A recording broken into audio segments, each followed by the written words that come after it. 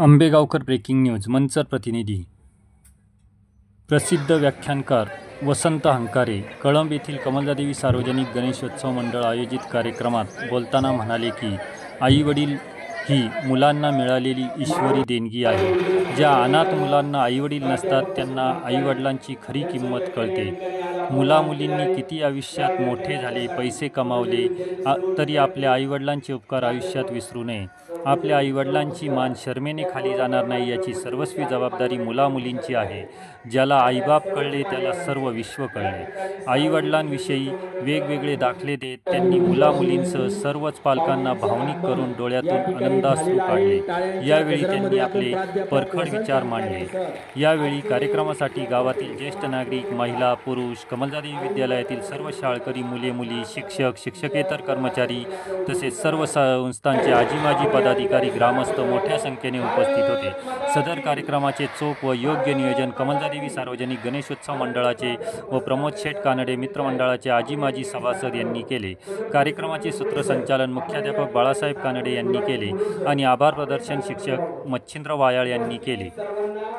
सदर कार्यक्रम आयोजित करण्यासाठी मुख्याध्यापक बाळासाहेब कानडे, तंटामुक्ती अध्यक्ष महेश भालेराव, उद्योजक विष्णू कानडे, ग्रामपंचायत सदस्य कमलेश वरपे, तुषार कानडे, उद्योजक ज्ञानेश उर्फ माऊली कानडे, दिलीप नागरी पतसंस्था संचालक युवराज कानडे, द्राक्ष बागायतदार अनिल कानडे, महेंद्रनाथ कानडे, शिक्षक माता पालक संघाचे माजी उपाध्यक्ष निलेश कानडे, शाळा व्यवस्थापन समितीचे सदस्य तुषार थोरात, पत्रकार इसाक शेख, डॉक्टर बाळकृष्ण थोरात, प्रेमराज भालेराव, उद्योजक रवींद्र कानडे, राजेंद्र कानडे, शाळा व्यवस्थापन समिती अध्यक्ष संदीप कहडणे, उद्योजक नरेन कानडे, सुदर्शन कानडे, भूषण चिखले या सर्वांनी एकत्रित येत पुढाकार घेतला.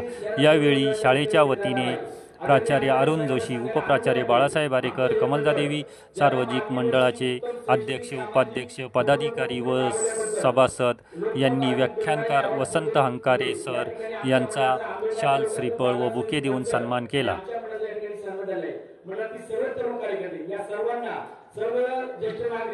ग्रामपंचायत विविध सोसायटी किंवा समस्त ग्रामस्थ ज्येष्ठ नागरिकांचं मार्गदर्शन असतं आणि युवा पिढी योग्य प्रकारे वाटचाल करताना विविध शैक्षणिक सामाजिक उपक्रम राबवत असते. वृक्षारोपण असेल, रक्तदान शिबिर असेल, कोरोनाच्या काळामध्ये सुद्धा रक्तदान शिबिर घेऊन त्यांनी सामाजिक बांधिलकीचं आपलं त्या ठिकाणी कार्य विशद केलं होतं. आणि आज आपण या ठिकाणी आई वडील समजून घेताना या विषयावर तमाम समस्त ग्रामस्थ, कळंबकर आणि विद्यार्थी मित्रांना मार्गदर्शन करणार आपण या ठिकाणी उपस्थित आलात. यास्तव मंडळाच्या वतीनं आपलं स्वागत या ठिकाणी मंडळाचे अध्यक्ष भूषणजी शिंदे, तुषारजी कानडे, तेजस कानडे, माऊली कानडे यांना विनंती करतो की आपण या ठिकाणी आदरणीय आजचे प्रमुख व्याख्याते वसंत हंकारे सर यांना सन्मानित करावं.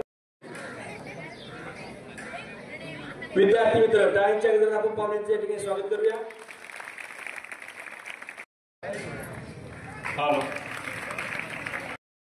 आता ते या ठिकाणी आले आहेत आणि आपणासमोर ते मनसोक्त व्यक्त होतील. अधिक वेळ न घेता आदरणीय प्राध्यापक वसंत हंकारे साहेब आपल्याला विनंती आहे आपण आपल्या व्याख्यानास प्रारंभ करावा. नाही काय वाटेल ते केलं तरी चालतंय. आमच्या लेकराला मारायचं नाही. एखाद्या शिक्षकाने मारलं तर लगेच आईकडे रडत जाता, मम्मी मम्मी मला मारलं, मम्मी तुझ्यापेक्षा हुशार. लगेच फेरेन लवली लावून पर्स घेऊन तारा तारा उंच टाचाचा चप्पल घालून शाळेत मुख्याध्यापकासमोर हजर. कोणी मारलं माझ्या नवसाच्या दिवट्याला, मी काय शिक्षक नाही. जर कोणी दंगा केला, ए दीदी तुला नीट सांगतोय बघ, ती जरा 3-4 मुलं मार खाणार आहेत माझा.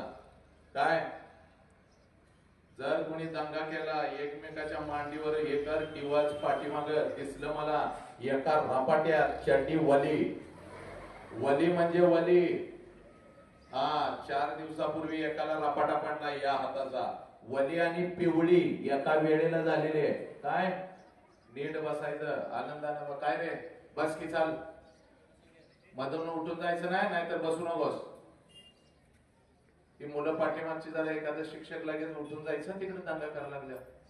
काय सांगतोय, आलं हसायला हसायचं, टाळ्या वाजवायच्या वाटल्या वाजवायच्या. आलं लक्षात? विनाकारण दंगा करायचा नाही. अर्धा तास व्यवस्थित बसायचं. रुमाल काढून वारं लागलं, ऊन लागलं, आळस आला, हॅट फॉरवर्ड फोडीत.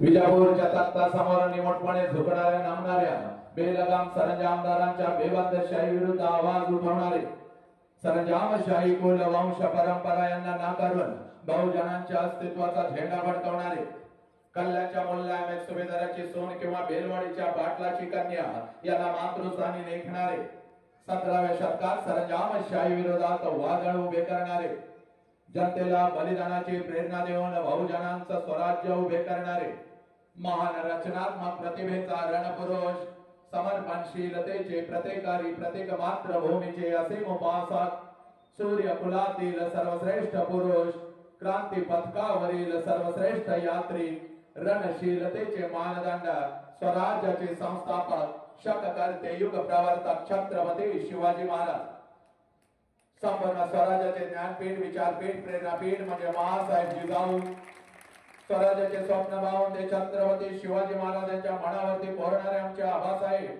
म्हणजे शहाजीराजे भोसले, बुद्धिमान, पराक्रमी, अभ्यासू, जिज्ञासू, चारित्र्य संपन्न आणि छत्रपती शिवाजी महाराज यांनी तयार केलेले शिवराज्य, शिवनीती आणि शिवधर्माच्या रक्षणासाठी अखेरपर्यंत लढणारे आमचे शंभूराजे, शिक्षणाचे ज्ञानगंगा जनसामान्यांच्या घरापर्यंत, गोरगरिबांच्या हृदयापर्यंत पोहोचवणारे आमचे महात्मा ज्योतिराव फुले, क्रांतीज्योती सावित्रीबाई, कमवानी शिका हा महामंत्र मुलांच्या मनामध्ये रुजवून त्यांच्यातला माणूस जागे करणारे आमचे कर्मवीर भाऊराव पाटील, माऊ मेणा होणे आम्ही विष्णुदास, माऊ मेणा होणे आम्ही विष्णुदास, कठीण वज्रास भेदो ऐसे, भले तर देव कासेची लंगोटी, नाटाळाची माती हानुकाठी, हा क्रांतिकारक विचार संपूर्ण विश्वाला देणारे जगद्गुरु संत तुकोबाराया हातामध्ये जाडू घेऊन स्वच्छतेचा महामंत्र देत माणसांचे अंतर्मने स्वच्छ करणारे आमचे संत गाडगे बाबा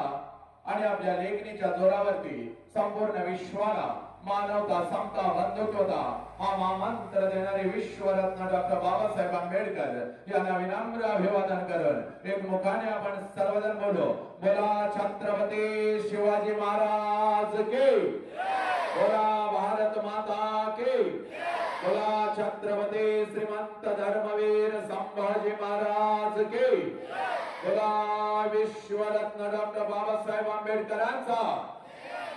चला, या व्याख्यानाची सुरुवात अतिशय सुंदर झालेली आहे, पण माझ्या लेकरांनो तुमच्या नजरेतून हे व्याख्यान, माझ्या बंधूंनो, माझ्या युवकांनो, माझ्या माता पालक, पिता पालकांनो, तुमच्या नजरेतून हे व्याख्यान आहे, पण माझ्या नजरेतून हे व्याख्यान नाही, कारण शेकडो वर्षापासून व्याख्यान होत आली, विचारवंतांचे विचार आमच्या कानापर्यंत पोहोचले, पण आमच्या कानातला विचार आमच्या मनाच्या गाभाऱ्यापर्यंत, काळजाच्या तळापर्यंत पोहोचला नाही, आमच्या मधला माणूस जागा झाला नाही।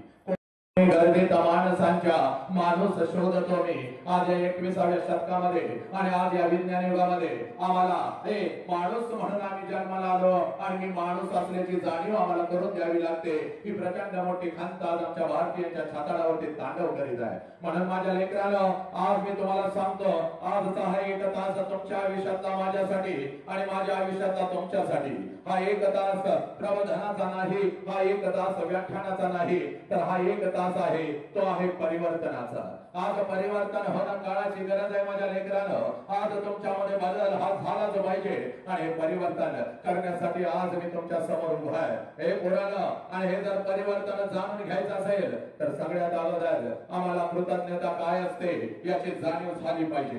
कृतज्ञतेचा अर्थ असा आहे, ज्या ज्या लोकांनी आमच्यासाठी काहीतरी केलं त्या लोकांच्यासाठी आम्ही काय केलं याला खऱ्या अर्थाने कृतज्ञता म्हणतात। ज्या आईने मला जन्म दिला त्या आईसाठी मी काय केलं आणि ज्या बापाने मला जन्म दिला त्या बापासाठी मी काय केलं, ज्या मातीमध्ये मी वाढलो, ज्या मातीमध्ये मी घडलो, ज्या मातीने माझ्यावरती संस्कार केले, माझ्या पंखांना बळ दिलं त्या मातीसाठी मी काय केलं आणि ज्या शिवधर्माचं नाव सर्वप्रथम मी माझ्या मुखावरती घेतो, ज्या राष्ट्राचं नाव सर्वप्रथम मी माझ्या मुखावरती घेतो त्या राष्ट्रासाठी मी काय केलं, हे माझ्या लेकरांनो याला म्हणतात कृतज्ञता।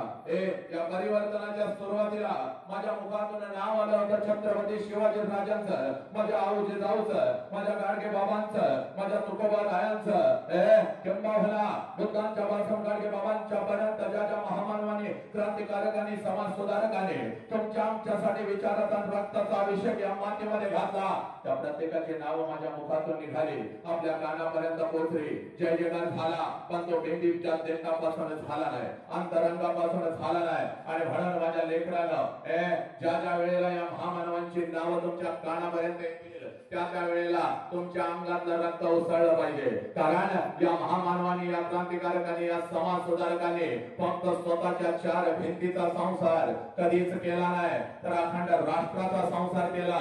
म्हणून तुम्ही आम्ही इथं ताट मानानं बसलेलो आहोत. लक्षात घ्या, तुमची आमची मान अभिमानानं ताट कोणामुळे आहे, तर या महामानवांच्यामुळे आहे. मग यांचा जय जयकार कसा झाला पाहिजे? यांचा जय जयकार बेंबीच्या देठापासून झाला पाहिजे, अंतरंगापासून झाला पाहिजे. भगवंताने, या निसर्गाने आणि आई वडिलांची पुण्य आई म्हणून आम्हाला एवढं सुंदर शरीर मिळालेलं आहे. या शरीराला दोन हात आहेत, दोन्ही हाताच्या दोन्ही मुठी करायच्या, खांद्याजवळ ठेवायच्या, पाठीचा काना ताट ठेवायचा आणि जय जयकार असा झाला पाहिजे. हा सारा सुमंत दुमदुमून गेला पाहिजे. चला, दोन्ही हाताच्या दोन्ही मुठी खांद्याजवळ ठेवायच्या आहेत, पाठीचा काना ताट ठेवायचा आहे आणि जय जयकार एकदम जोरात झाला पाहिजे. चला, पाठीमाग इकडे बसलेले सगळे पाठीमागचे, काय माझ्या लग्नाला आला नाही काय, चला सगळ्यांनी जोराचे जयकार. उभे राहिलेले सगळे, पाठीमाग मंदिराजवळ बसलेले सगळे, सगळ्यांनी अगोदर जय जयकार करायचा आहे. तुका म्हणे होय मनाशी संवाद, आपलाच वाद आपणाशी. तो आज वाद झाला पाहिजे, तो संवाद स्वतःशी झाला पाहिजे. हा, चला, प्रत्येकानं पाठीचा कानात ताट ठेवायचा आहे. हा, जोरात दुकानात बसलेले सगळे, चला सगळ्यांच्यासाठी आहे, सगळ्यांच्यासाठी आहे. सगळ्या दुकानातले जो कोणी जय म्हणणार नाही, अर्ध्या तासात त्याच्या छातीत दुखायला लागेल. एका तासात ते गायब. गणपतीच्या बाजूला तुझा फोटो. चला, सगळ्यांनी जोरा जय जयकार. बोला छत्रपती शिवाजी महाराज के, बोला भारत माता के, बोला छत्रपती श्रीमंत धर्मवीर संभाजी महाराज के, बोला विश्वरत्न डॉक्टर बाबासाहेब आंबेडकरांचा वंदे वंदे. बोला गणपती बाप्पा. आता येणारा एक तास असाच जोश. आणि आता शाळा सुटल्यानंतर माझ्या लेकीनं पळत पळत घरला जायचं. रोज कसं जाता, पाठीवर दप्तर, शिक्षकांनी दिलेला अभ्यासक्रम, वटवागण्यासारखा चेहरा, त्या हातामध्ये मोबाईल, त्याचा मेसेज त्याचा मेसेज बघत घराकडे जाता. आज घरी जरा वेगळ्या पद्धतीने जायचं. आज घरी उड्या मारत टाना टाना जायचं. मम्मी पुढे आली की मम्मीला म्हणायचं मम्मी मॉक करायचा, मम्मीच्या गालाचा मुका घ्यायचा. मम्मीने शाळेमध्ये फोन केला पाहिजे, नेमकं आज व्याख्यान कोणाचं झालं. एवढ्या पोरा चालल्या तिकडे बस, फोमाट मोडे चाल तिकडा. हा, चला सगळ्यांनी तर अशा पद्धतीने अगदी आनंदाने घरी जायचा, उड्या मारत टाना टाना जायचं. आणि आज आपल्याला अतिशय आनंद झालेला आहे. सगळे 9वी 10वीची लेकरं दिसत आहेत, पहिली दुसरीची लेकरं माझ्या समोर कुठंच कोणी दिसत नाही. त्यामुळे मला अतिशय आनंद झालेला आहे. 10-10 हजार कॉलेजची पोरं अशी मुठीमध्ये ठेवतो मी. झाडावरचा पक्षी उठू देत नाही. 25-25 हजार मैदानातले पोरं जागच्या जागी बसून राहतात. पण जर पहिली आणि दुसरीची लेकरं माझ्या समोर आणली तर माझं पाय लटलटायला लागतात. कारण ही कार्टी कधी काय करतील याचा अंदाज नाही. महाराष्ट्रातलं मोठं मोठं वक्त या कार्ट्याने घरला पाठवून दिलं. व्याख्यान पाळतो म्हणून सांगून पाडणार, दंगा करणार म्हणजे करणार. माग रत्नागिरीला माझं व्याख्यान झालं. एक मॅडम पर्स लावून अशा डुलत माझ्याकडे आल्या.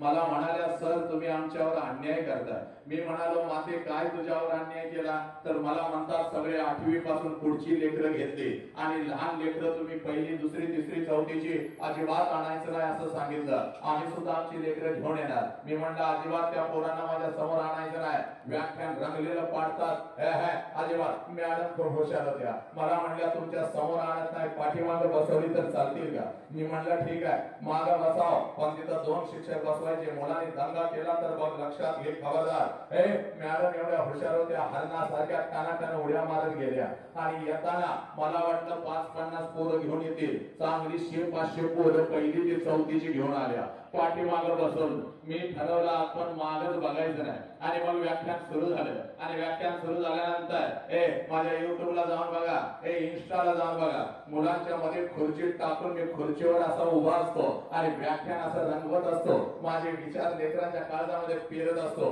व्याख्यान रंगलेलं होतं. मी खुर्चीवरती उभा होतो आणि पाठीमागं बसलेलं पहिलीच एक कार्ट एवढं वाण होतं.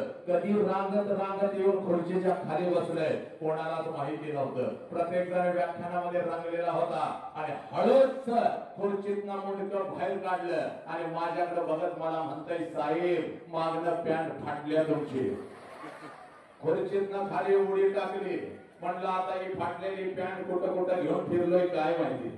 एकदम घाम सुटला, मागा हात लावला, सगळं व्यवस्थित होतं. त्या लेकराला असं डोळं केलं, म्हणलं काय रे कारट्या कुठं फाटल्या, तर मला म्हणताय कसं फसवलं, थोबाड फोडील म्हणलं. ही लेकरं कधी काय करतील याचा अंदाज नाही. एक तर लेकरू एवढं डेंजर होतं. पालक प्रशिक्षण होतं, पालक प्रशिक्षण सगळ्या पालकांना बोलवलं होतं. 4000 पालक आलेला होता आणि माता पालक आलेला होता. एक माझी भगिनी समोर बसलेली होती आणि तिच्या मांडीवर एक 4 वर्षाचं लेकरू बसलं होतं. गोर गोमट लेकरू.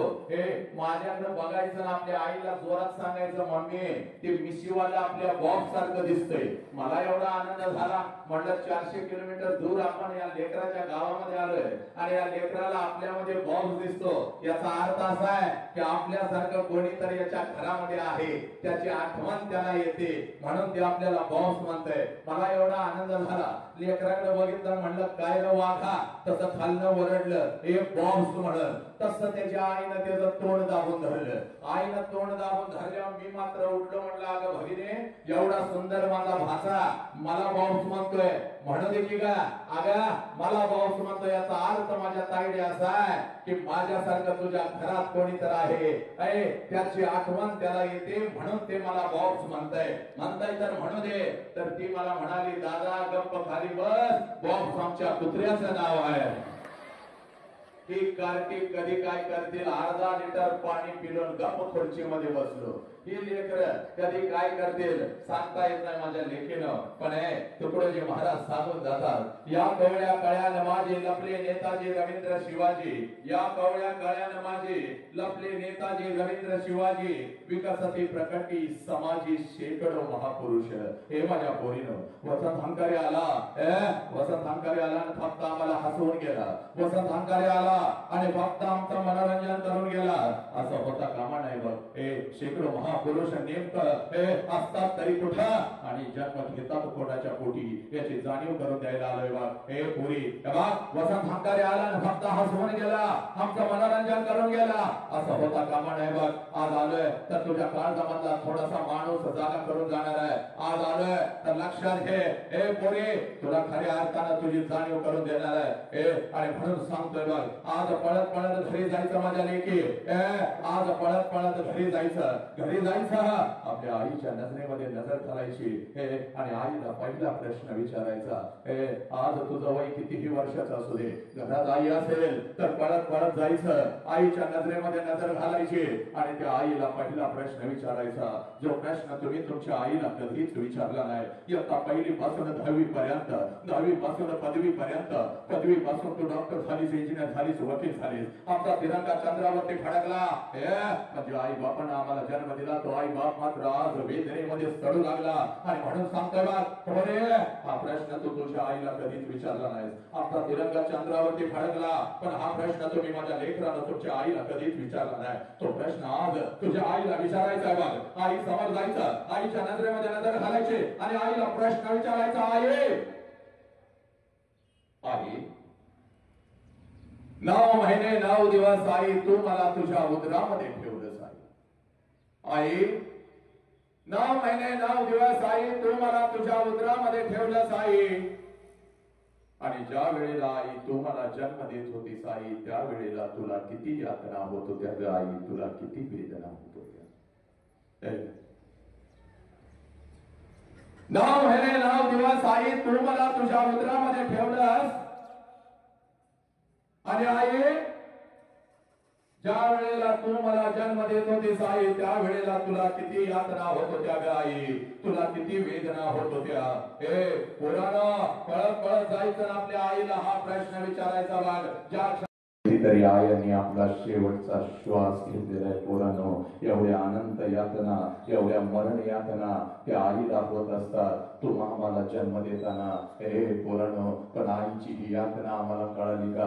आईची ही वेदना आम्हाला कळाली का? हे पोरा, तुला जन्म देत असते, हंबरडा फोडत असते आणि समोर उभ्या असलेल्या डॉक्टरांना ती सांगत असते, साहेब माझा जीव गेला तरी चालेल साहेब, पण माझ्या पोटातलं लेकरू वाचलं पाहिजे साहेब. त्या माऊलीनं तुला कधीच बघितलेलं नसतं बघ. तुझ्या उदरावरती हात ठेवून फक्त तुझा अनुभव घेतलेला असतो, तरी सुद्धा ती माऊली सांगत असते, साहेब माझा जीव गेला तरी चालेल, माझ्या पोटातलं लेकरू जगलं पाहिजे. जीवाचा सौदा करते ती माऊली तुमच्यासाठी. एकीकडे तुला जन्म देत असते आणि दुसरीकडे तिचा शेवटचा श्वास या ब्रह्मांडामध्ये विलीन होत असतो. पुराणो फळ्यावरती अनेक अवघड गणित आम्ही सोडवली.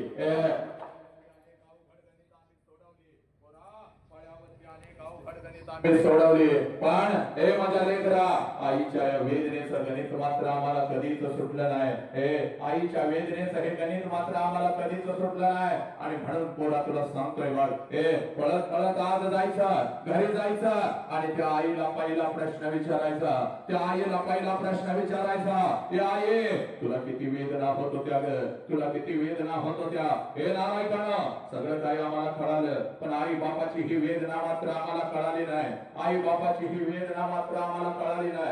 असेल आणि तुझ्या दोन्ही गालांना जर पहिला स्पर्श कोणी या विश्वामध्ये केला असेल तर त्या माऊलीचं नाव आई आहे पोरा. त्या माऊलीचं नाव आई आहे. ती आई आम्हाला कळाली का?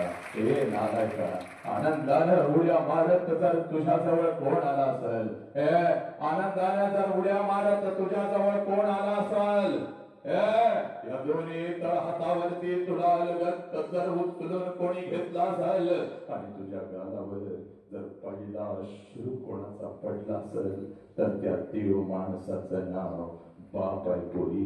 त्या देव माणसाचं नाव बाप आहे. हे नालायकानं, हरामखोरानं, बाप आम्हाला कधी कळाला का? हे तो बाप आणि ती आई समजावून घेण्यासाठी एक तास आम्ही शांत बसू शकत नाही. निर्लज्जानं आमच्या माता माणूस कुठे तर हरवलाय आणि म्हणून तुला सांगतोय बघ, कुत्र्यासारखा तुडवीन तुला, तुझ्या काळजामध्ये आज बाप पेरूनच इथून जाणार. हे पोरी पळत पळत जायचं बघ आणि त्या आई बापाला विचारायचं,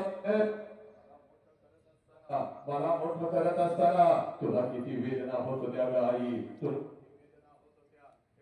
आणि म्हणून तुला सांगतोय बघ, म्हणून तुला सांगतोय बघ, हे पोरी जर तुला आई आणि जर तुला बाप समजावून घ्यायचा असेल, जर तुला आई आणि जर तुला बाप समजावून घ्यायचा असेल तर माझ्या पोरी अगोदर तू कोण आहेस याची जाणीव तुला करून देतो. पोरी तू कोण आहेस याची जाणीव तुला अगोदर करून देतो.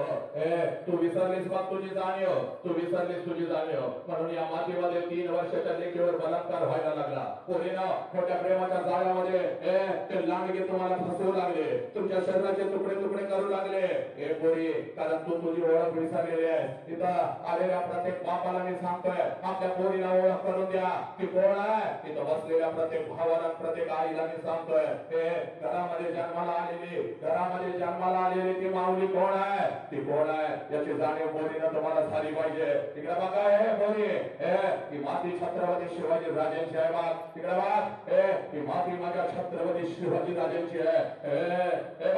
स्वतःच्या स्वराज्यातल्या स्त्रियांना तर आया बहिणीचा दर्जा दिलास. नीट ऐक, स्वतःच्या स्वराज्यातल्या स्त्रियांना तर आया बहिणीचा दर्जा दिलास, पण शत्रूच्या स्त्रियांना आया बहिणीचा दर्जा देणारा जगातला एकमेव राजा, ज्या राजाचं नाव छत्रपती शिवाजी राजा, ज्या राजाचं नाव छत्रपती शिवाजी राजा. नालायकानं, हरामखोरानं त्या मातीमध्ये आज 3 वर्षाच्या लेकीवर बलात्कार होतो. हे पोरी, कारण तू तुझी ओळख विसरलेली आहेस. बाग तू तुझी ओळख विसरलेली आहे. इकडे बाग, पुण्याच्या रस्त्यावरून एक माता हातामध्ये पिशवी घेऊन चालत होती. बाग पुण्याच्या रस्त्यावरून एक माता हातामध्ये पिशवी घेऊन चालत होती. पिशवीमध्ये एक लुगडं होतं बघ, अंगावरती एक लुगडं होतं बघ, एवढीच तिची संपत्ती होती. पुण्याच्या रस्त्यावरून ती माता चालत होती बघ. 100-150 वर्षांपूर्वी स्त्रियांनी घराच्या बाहेर पडायचं, समाज परिवर्तन करायचं. समाजाला हे मान्य नव्हतं. समाज तिच्या अंगावरती शेण फेकत होता, चिखल फेकत होता, दगडांचा मारा करत होता. सगळं काही माऊली सहन करत होती बघ. जेवढ्या वेदना तिच्या मनाला होत होत्या त्याच्या कितीतरी पटीने वेदना तिच्या शरीराला होत होत्या. ती माऊली सगळं काही सहन करत होती. एका पडक्या वाड्यामध्ये जात होते. अंगावर शेणाने चिखलाने माखलेलं लुगडं दूर करत होते. पिशवीचं लुगडं अंगावरती चढवत होती आणि समोर बसलेल्या त्या लेकींना ती माझी सावित्री शिकवत होती. म्हणून या देशामध्ये लाखो सावित्री तयार झाल्या. पुरुषांच्या खांद्याला खांदा लावून लढू लागल्या. बोले ती सावित्री आई म्हणजे तू आहेस बपोरी. ती सावित्री आई म्हणजे तू आहेस बपोरी. हे नालायक हरामखोरानं, बोले तू एवढी स्वस्त नाहीस बघ. कोणीतरी यावं तुला खोट्या प्रेमाच्या जाळ्यामध्ये फसवावं. तुझ्या आई बाबाच्या तोंडावर तुला थुंकायला लावावं. तुझ्या शरीराचा उपभोग घ्यावा. त्या नालायक हरामखोराच्या वासना शांत झाल्यानंतर बोले तुझ्या शरीराचे तुकडे तुकडे करावे. कुत्र्या मांजरांना खायला घालावे. वेळ प्रसंगी तुला परदेशात नेऊन विकावं. बोली एवढी स्वस्त नाहीस तू, एवढी स्वस्त नाहीस. या राष्ट्राची माझी आऊ जिजाऊ म्हणजे तू आहेस. छत्रपती शिवाजी राजांना, माझ्या भगवान महावीरांना, माझ्या गौतम बुद्धांना जन्म देणारी ती माऊली म्हणजे तू आहेस बोली. लक्षात घे. ही तुझी ओळख आहे का? तुला दुसरी ओळख तयार करून देतो बघ. एका मिनिटामध्ये तुला दुसरी ओळख तयार करून देतो. 5 लाखाचं सैन्य घेऊन औरंगजेब या स्वराज्यावरती चालून आला होता बघ. 5 लाखाचं सैन्य घेऊन औरंगजेब या स्वराज्यावरती चालून आला होता. छत्रपती शिवाजी राजे आम्हाला सोडून निघून गेलेले होते. संभाजी राजांचं बलिदान झालेलं होतं. आणि 5 लाखाचं सैन्य घेऊन आलेले औरंगजेबाला वाटलं आता हे स्वराज्य माझं आहे. पण नाही बोले ना. एक रणचंडिका उठली. घोड्यावरती स्वार झाले. हातामध्ये तलवार घेतले आणि 5 लाखाचं सैन्य घेऊन आलेल्या औरंगजेबाला शेवटचा श्वास याच मातीत घ्यायला लावला. तिचं नाव ताराराणी आहे. आणि ती ताराराणी म्हणजे तू आहेस पोरी. पोरी तू एवढी स्वस्त नाहीस का? कुठल्या तर नालायक हरामखोर लांडग्याला यावं.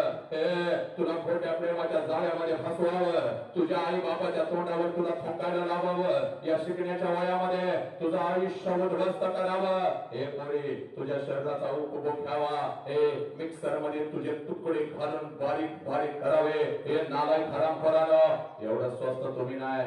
या राष्ट्राचा अभिमान म्हणजे तू आहेस बघ. आई बापाची शान म्हणजे तू आहेस बघ पोरी. एका मिनिटात सांगतो बघ. तुझा बाप म्हणजे एक वाघ आहे. तुझी आई म्हणजे एक वाघीण आहे. आणि एका वाघिणीच्या पोटी तुझ्यासारख्या वाघिणीनं जन्म घेतलाय पोरी.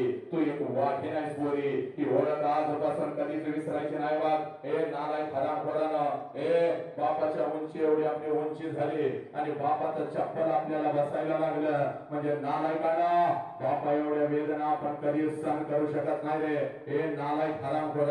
बाप सांगतो पोरग माझ्या उंची एवढं झालं. बाप सांगतो पोरग माझ्या खांद्याला खांदा लावतं आणि तेच पोरग ज्या वेळेला बापाला कुत्र्यासारखी मान खाली घालायला लावतं त्या बापानं जगायचं कसं रे. हे नालायकानं त्या पोराच्या हातामध्ये सिगारेट येतं. त्या पोराच्या हातामध्ये दारूचा ग्लास येतो. उच्च शिक्षणासाठी पुण्या मुंबई सारख्या शहरामध्ये तुम्ही जाता. रात्रीच्या 12 वाजेपर्यंत मित्रांचे वाढदिवस साजरे करता. नालायकानं नशेमध्ये धुंद होता. रस्त्यावरती लोळता. त्या बापानं जगायचं कसं? नालायका तुला तुझा बाप कळाला का? पोरा ज्याला बाप कळाला त्याला मृत्यूच्या दारामध्ये छट ठोकला. ही माती आहे मग आमची. आज नीट ऐकून जायचं रे नालायक. वय वर्ष 32 होतं माझ्या संभाजी राजांचं. नीट ऐकायचं. प्रत्येकानं ऐकायचं. वय वर्ष 32 होतं माझ्या संभाजी राजांचं. संभाजी राजांना कैद झाले होते. साबरगंडामध्ये संभाजी राजांना बांधलेलं होतं. 39 दिवस संभाजी राजांच्या शरीराचा हाल झालेला होता. असंख्य जखमा संभाजी राजांच्या शरीरावरती होत्या. प्रत्येक जखमेतून काळं रक्त टप टप टप टप टप टप गळत होतं. मृत्यूच्या दारात उभ्या असलेल्या संभाजी राजांना औरंगजेब म्हणतो संभा हम तुम्हारी जान बख्श देंगे. संभा हम तुम्हारी जान बख्श देंगे. हमें चाहिए सिर्फ तेरे पिताजी का स्वराज्य. वो हमारे चरणों में रख. हम तुम्हारी जान बख्श देंगे. त्यावेळेला मृत्यूच्या दारात माझा संभाजी राजा उभा आहे. हे औरंगजेबाच्या नजरेमध्ये नजर माझा संभाजी राजा घालतो आणि औरंगजेबास उत्तर देतो, या शरीराचे तुकडे तुकडे केले तरी चालतील, हा शिवपुत्र तुझ्या समोर कदापि चुकणार नाही. कारण मला माझा बाप कळालेला आहे, मला माझं स्वराज्य कळालेलं आहे. या संभाजी राजाने तुमचा आमचा स्वराज्य शत्रूच्या चरणावरती नाही ठेवलं.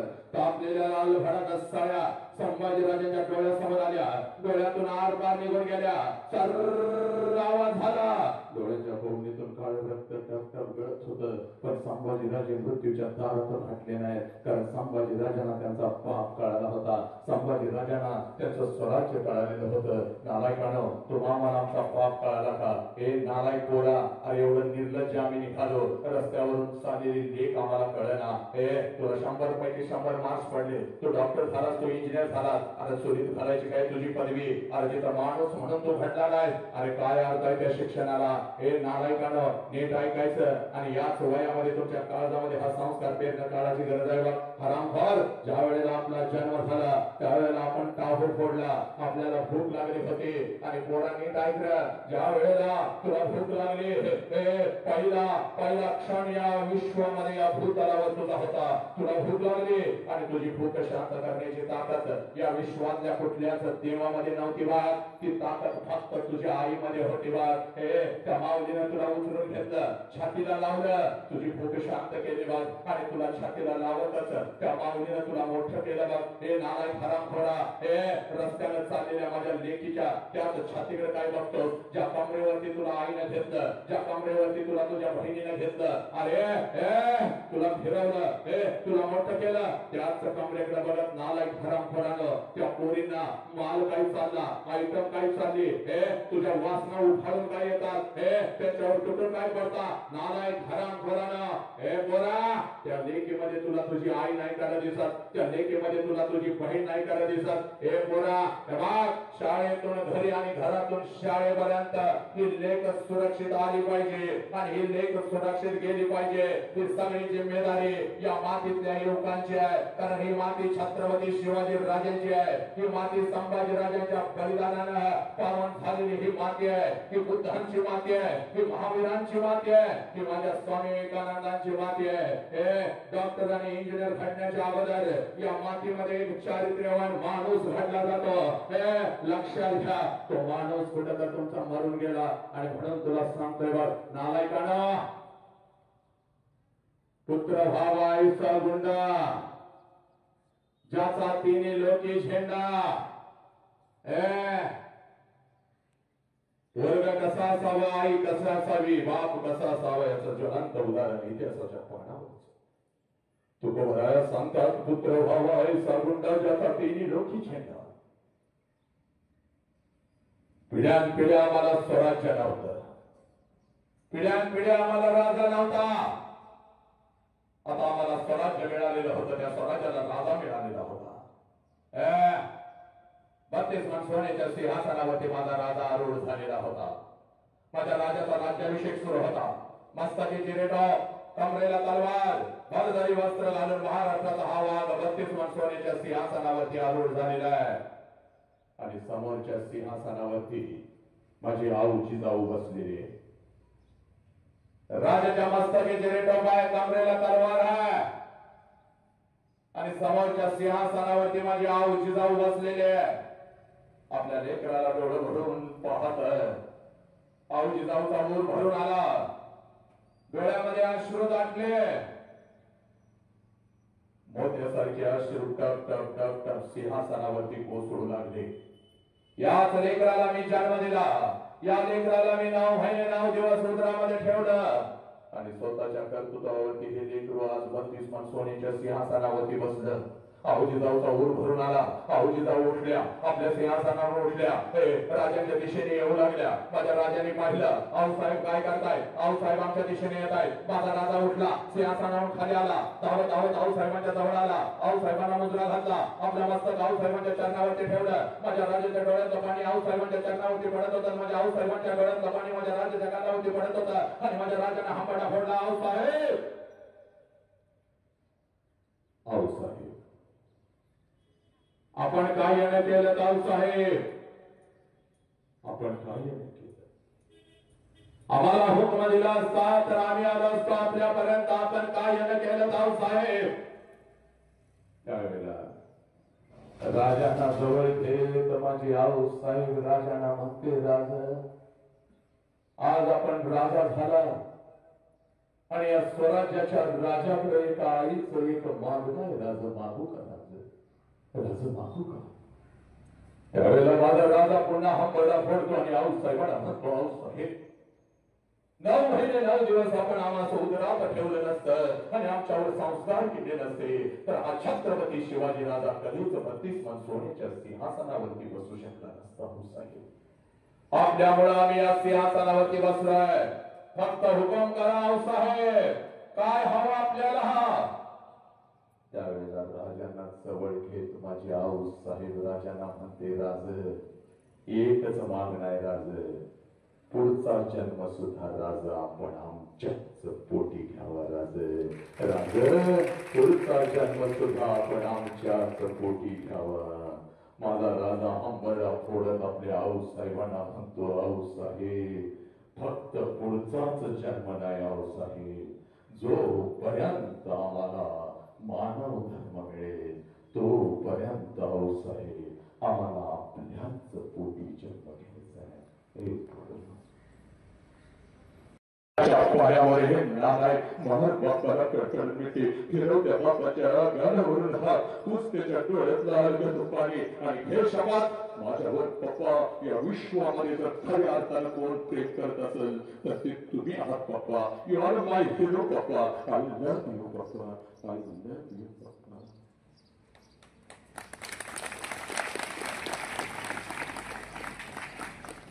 बस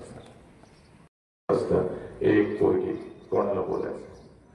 कोणी एक मुलगी? येस येस, कोणाला बोलायचं? हात वर कर आपल्या बापाविषयी. 2च शब्द बोलायचे. मनामध्ये आलंय बोलावं असं वाटतंय, व्यक्त व्हावं असं वाटतंय, आज नाही तर परत कधीच नाही असं वाटतंय, हात वर कर. कोणाला बोलायचं? एक लेकरू. ठीक है, सब मंगल है, सब आनंद है. डोळ्यात आलेल्या अश्रूंना तुम्ही नक्कीच न्याय द्या. अंतरंगामध्ये जी ज्योत आज माणुसकीची, ज्ञानाची, खऱ्या शिक्षणाची पेटलेली आहे त्या शिक्षणाला तुम्ही न्याय द्या आणि घरी जाऊन आपल्या आई बापाला कडकडून मिठी मारा. मुखातून माझ्या काही चुकीचा शब्द गेला असेल तर नक्कीच बाप म्हणून मला माफ करा. मातानो, मला जर काय द्यावंसं वाटत असेल तर या मारुती रायाकडे फक्त माझ्यासाठी एकच आशीर्वाद मागा. आपल्या महाराष्ट्राचं एक पोर अखंड विश्वभर माणुसकी पेरण्याचा प्रयत्न करतोय. त्याचा आवाज असाच वाघासारखा राहणार आहे. त्याची नजर अशीच तीक्ष्ण निरोगी राहणार आहे. त्याच्या शरीराचा प्रत्येक अवयव निरोगी आहे आणि तो असाच असणार आहे. एवढा आशीर्वाद भगवंताकडे मागा आणि माझ्या झोळीमध्ये टाका. संयोजकांनी मला इथं बोलवलं. 9वा कार्यक्रम तारीख मिळाली. रोजचे 2-3 कार्यक्रम करत माझ्या राष्ट्रातल्या लेकींना आणि लेकरांना पेटवत ही ज्ञानाची मशाल घेऊन या भारतभर मी फिरत आहे. आज इथं आलो. संयोजक जरा उभे राहा का? सगळे संयोजक जरा उभे राहा का? पोरीनो इकडे बघा.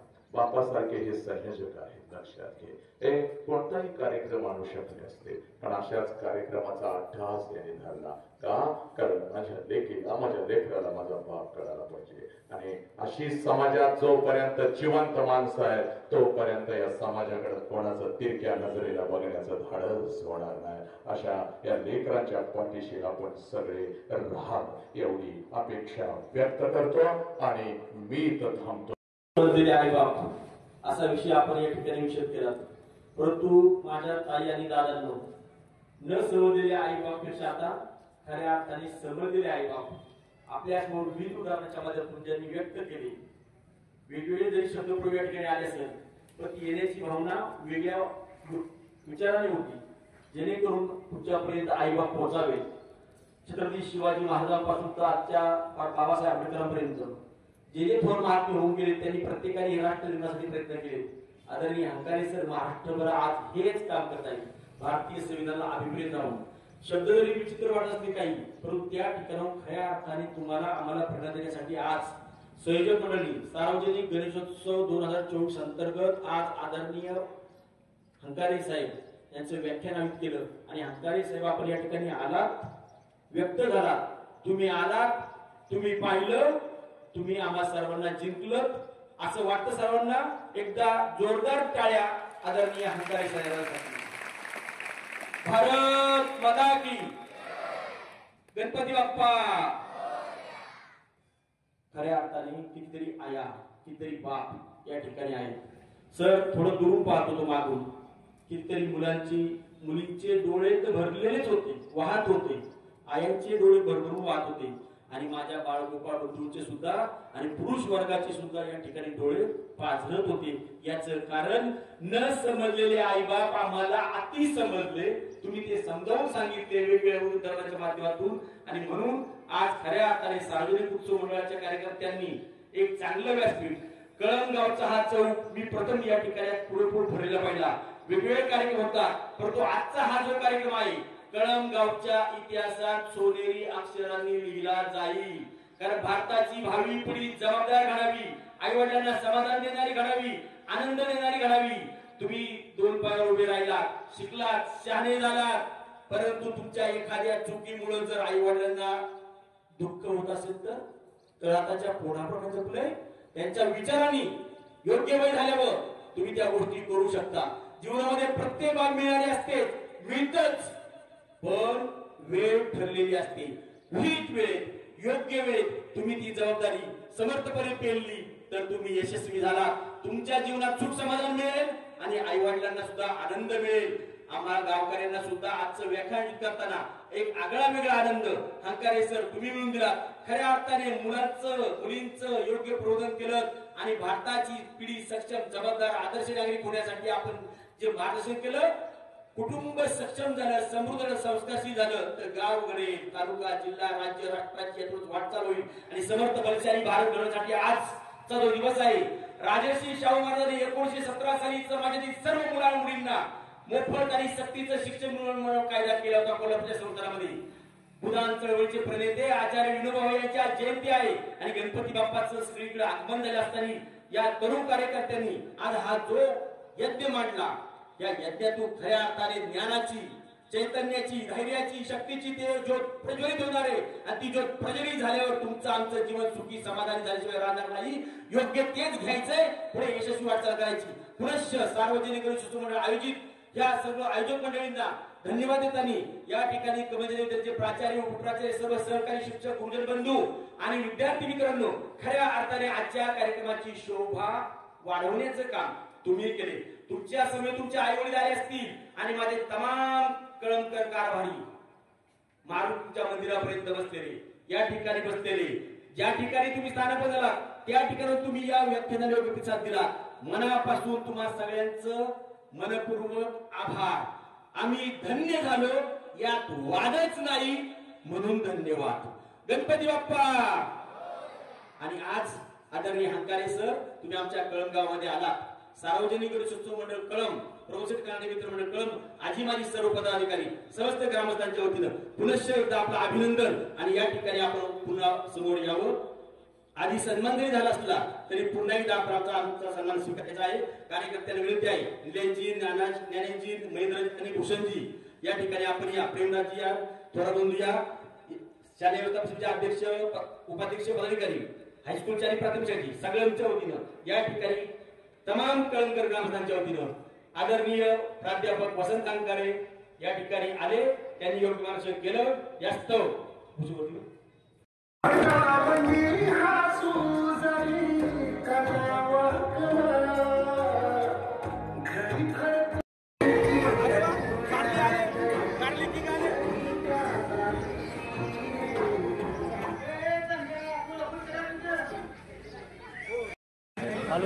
तालुक्यात